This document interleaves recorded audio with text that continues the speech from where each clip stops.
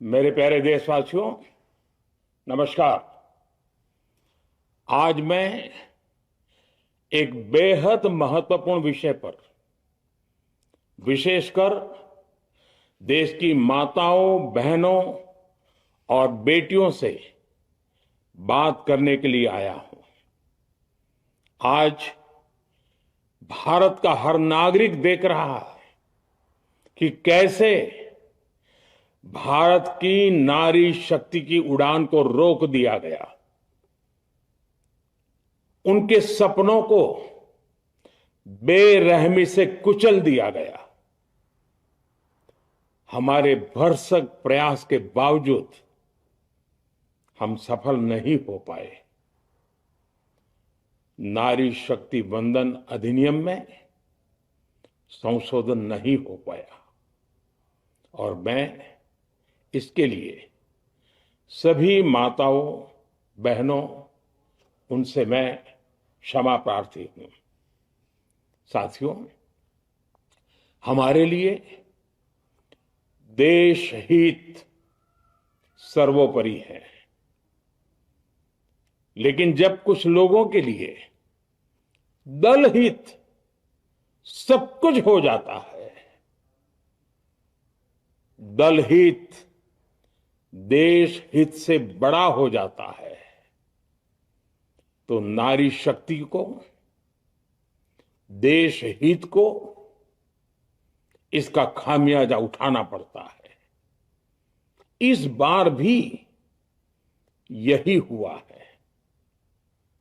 Congress, DMK, TMC और Samajwadi party जैसे दलों की स्वार्थी राजनीति का नुकसान देश की नारी शक्ति को उठाना पड़ा है। साथियों, कल देश की करोड़ों महिलाओं की नजर संसद पर थी। देश की नारी शक्ति देख रही थी। मुझे भी ये देखकर बहुत दुख हुआ कि जब ये नारी हित का प्रस्ताव गिरा तो कांग्रेस, डीएमके, टीएमसी, सपा जैसी परिवारवादी पार्टियां खुशी से तालियां बजा रही थी। महिलाओं से उनके अधिकार छीनकर ये लोग मेजें थपथपा रहे थे। उन्होंने जो किया वो केवल टेबल पर थाप नहीं थी, वो नारी के स्वाभिमान पर, उसके आत्मसम्मान पर चोट थी। और नारी सब भूल जाती है, अपना अपमान कभी नहीं भूलती। इसलिए संसद में कांग्रेस और उसके सहयोगियों के उन सबके व्यवहार की कसक हर नारी के मन में हमेशा रहेगी। देश की नारी जब भी अपने क्षेत्र में इन नेताओं को देखेगी तो वो याद करेगी कि इन्हीं लोगों ने संसद में महिला आरक्षण को रोकने का जश्न मनाया था, खुशियां मनाई थी। कल संसद में नारी शक्ति वंदन संशोधन का जिन भी दलों ने विरोध किया है, उनसे मैं दो टूक कहूंगा। ये लोग नारी शक्ति को फॉर ग्रांटेड ले रहे हैं। वो ये भूल रहे हैं कि 21वीं सदी की नारी देश की हर घटना पर नजर रख रही है। वो उनकी मंशा भांप रही है और सच्चाई भी भली भांति जान चुकी है। इसलिए महिला आरक्षण विरोध करके जो पाप विपक्ष ने किया है, इसकी उन्हें सजा जरूर मिलेगी। इन दलों ने संविधान निर्माताओं की भावनाओं का भी अपमान किया है और जनता द्वारा इसकी सजा से भी वो बच नहीं पाएंगे। साथियों, सदन में नारी शक्ति वंदन संशोधन किसी से भी कुछ छीनने का नहीं था। नारी शक्ति वंदन संशोधन हर किसी को कुछ न कुछ देने का था, देने के लिए संशोधन का था। ये 40 साल से लटके हुए नारी के हक को 2029 के अगले लोकसभा चुनाव से उसका हक देने का संशोधन था। नारी शक्ति वंदन संशोधन 21वीं सदी के भारत की नारी को नए अवसर देने, नई उड़ान देने, उसके सामने से बाधाएं हटाने का महायज्ञ था। देश की 50% यानी आधी आबादी को उसका अधिकार देने का साफ नियत के साथ, ईमानदारी के साथ किया गया एक पवित्र प्रयास था। नारी को भारत की विकास यात्रा में सहयात्री बनाने और सबको जोड़ने का प्रयास था। नारी शक्ति वंदन संशोधन समय की मांग है। नारी शक्ति वंदन संशोधन उत्तर, दक्षिण, पूर्व, पश्चिम सभी राज्यों की, हर राज्य की शक्ति में समान वृद्धि का प्रयास था। ये संसद में सभी राज्यों की आवाज को अधिक शक्ति देने का प्रयास था। राज्य छोटा हो, राज्य बड़ा हो, राज्य की आबादी कम हो या राज्य की आबादी ज्यादा हो, सबकी समान अनुपात में शक्ति बढ़ाने की कोशिश थी। लेकिन इस ईमानदार प्रयास की कांग्रेस और उसके सहयोगियों ने सदन में पूरे देश के सामने भ्रूण हत्या कर दी है, भ्रूण हत्या कर दी है। ये Congress, TMC, Samajwadi party, DMK जैसे दल इस भ्रूण हत्या के गुनहगार हैं। ये देश के संविधान के अपराधी हैं। ये देश की नारी शक्ति के अपराधी हैं। साथियों, कांग्रेस महिला आरक्षण के विषय से ही नफरत करती है। उसने हमेशा से ही महिला आरक्षण को रोकने के लिए षड्यंत्र किए हैं। इस दिशा में पहले जितनी बार भी प्रयास हुए, हर बार कांग्रेस ने इसमें रोड़े अटकाए हैं। इस बार भी कांग्रेस और उसके साथियों ने महिला आरक्षण को रोकने के लिए एक के बाद एक नए झूठ का सहारा लिया। कभी संख्या को लेकर, कभी किसी और तरीके से कांग्रेस और उसके साथियों ने देश को गुमराह करने की कोशिश की। ऐसा करके इन दलों ने भारत की नारी शक्ति के सामने अपना असली चेहरा सामने ला दिया है, अपना मुखौटा उतार दिया है।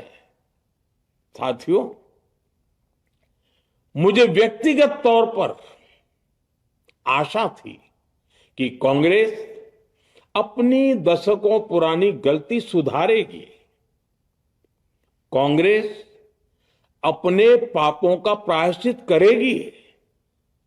लेकिन कांग्रेस ने इतिहास रचने का, महिलाओं के पक्ष में खड़े होने का अवसर खो दिया। कांग्रेस खुद देश के अधिकांश हिस्सों में अपना वजूद खो चुकी है। कांग्रेस परजीवी की तरह क्षेत्रीय दलों की पीठ पर सवार होकर खुद को जिंदा रखे हुए है।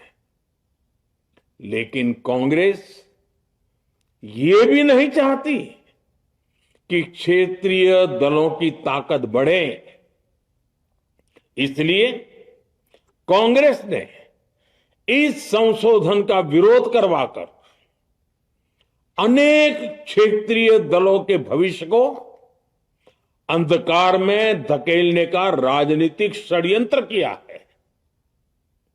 साथियों, Congress, Samajwadi party, DMK, TMC और दूसरी पार्टियां इतने वर्षों से हर बार वही बहाने, वही कुतर्क गढ़ते आए हैं, बनाते आए हैं। कोई न कोई टेक्निकल पेंच फंसाकर ये महिलाओं के अधिकारों पर डाका डालते रहे हैं। देश राजनीति का ये भद्दा पैटर्न बराबर समझ चुका है और उसके पीछे की वजह भी जान चुका है। भाइयों बहनों, नारी शक्ति वंदन अधिनियम के विरोध की एक बड़ी वजह है इन परिवारवादी पार्टियों का डर। इन्हें डर है अगर महिलाएं सशक्त हो गई तो इन परिवारवादी पार्टियों का नेतृत्व खतरे में पड़ जाएगा। ये कभी नहीं चाहेंगे कि उनके परिवार के बाहर की महिलाएं आगे बढ़े।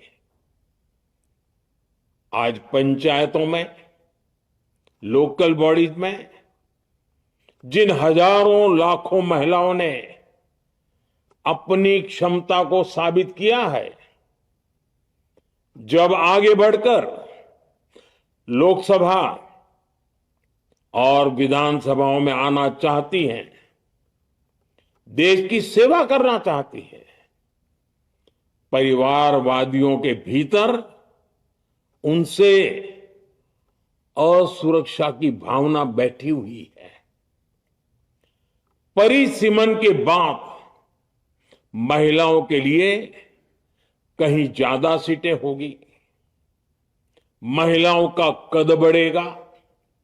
इसलिए इन लोगों ने नारी शक्ति वंदन संशोधन का विरोध किया है। देश की नारी शक्ति कांग्रेस और उसके सहयोगियों को इस पाप के लिए कभी माफ नहीं करेगी। मेरे प्रिय देशवासियों, कांग्रेस और उसके साथी दल डिलिमिटेशन पर लगातार लगातार झूठ बोल रहे हैं। ये इस बहाने विभाजन की आग को सुलगाना चाहते हैं, क्योंकि बांटो और राज करो, कांग्रेस ये पॉलिटिक्स अंग्रेजों से विरासत में सीख कर आई है और कांग्रेस आज भी उसी के सहारे चल रही है। कांग्रेस ने हमेशा देश में दरार पैदा करने वाली भावनाओं को हवा दी है। इसलिए यह झूठ फैलाया गया कि डीलिमिटेशन यानी परिसीमन से कुछ राज्यों को नुकसान होगा, जबकि सरकार ने पहले दिन से स्पष्ट किया है कि न किसी राज्य की भागीदारी का अनुपात बदलेगा, न किसी का रिप्रेजेंटेशन कम होगा, बल्कि सभी राज्यों की सीटें समान अनुपात में ही बढ़ेगी। फिर भी कांग्रेस, डीएमके, टीएमसी और समाजवादी पार्टी जैसे दल इसे मानने को तैयार नहीं हुए। साथियों, ये संशोधन बिल सभी दलों और सभी राज्यों के लिए एक मौका था, एक अवसर था। ये बिल पास होता तो तमिलनाडु, बंगाल, यूपी, केरला हर राज्य की सीटें बढ़ती, लेकिन अपनी स्वार्थी राजनीति की वजह से इन दलों ने अपने राज्यों के लोगों को भी धोखा दे दिया। जैसे कि डीएमके के पास मौका था कि वो और ज्यादा तमिल लोगों को सांसद विधायक बना सकती थी, तमिलनाडु की आवाज और मजबूत कर सकती थी, लेकिन उसने वो मौका खो दिया। टीएमसी के पास भी बंगाल के लोगों को आगे बढ़ाने का मौका था, लेकिन टीएमसी ने भी ये मौका गंवा दिया। समाजवादी पार्टी के पास भी मौका था कि वो महिला विरोधी छवि होने के दाग को कुछ कम कर सके, लेकिन सपा भी इसमें चूक गई। समाजवादी पार्टी लोहिया जी को तो पहले ही भूल चुकी है। सपा ने नारी शक्ति वंदन संशोधन का विरोध करके लोहिया जी के सारे सपनों को पैरों तले रौंद दिया है। सपा महिला आरक्षण विरोधी है। ये यूपी की और देश की महिलाएं कभी नहीं भूलेगी। साथियों, महिलाओं के आरक्षण का विरोध करके कांग्रेस ने फिर एक बात सिद्ध कर दी है। कांग्रेस एक एंटी रिफॉर्म पार्टी है। 21वीं सदी के विकसित भारत के लिए जो भी निर्णय, जो भी रिफॉर्म जरूरी है,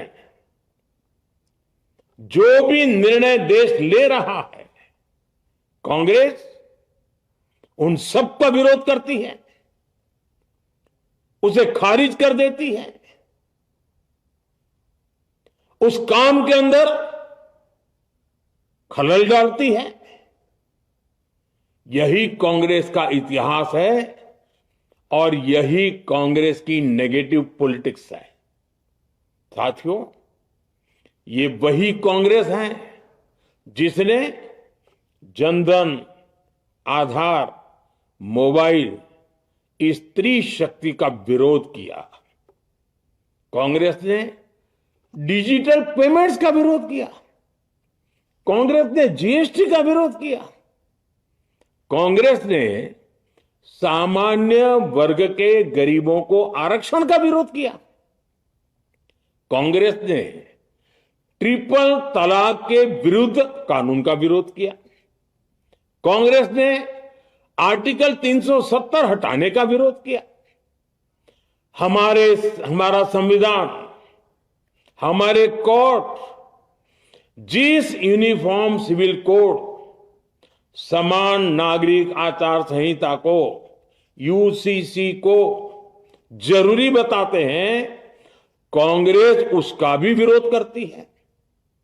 रिफॉर्म का नाम सुनते ही कांग्रेस विरोध की तख्ती लेकर दौड़ पड़ती है। ऐसा कोई भी काम जिससे देश मजबूत होता है, कांग्रेस उसमें बाधाएं खड़ी करने के लिए पूरी शक्ति लगा देती है। Congress one nation one election का विरोध करती है।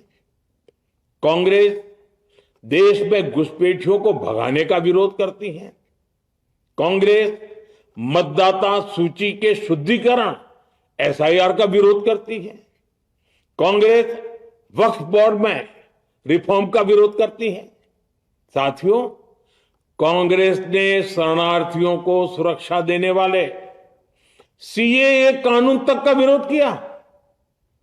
इस पर झूठ बोलकर, अफवाहें फैलाकर देश में बवंडर खड़ा कर दिया। कांग्रेस माओवादी नक्सली हिंसा को समाप्त करने के देश के प्रयासों में भी रुकावटें डालती है।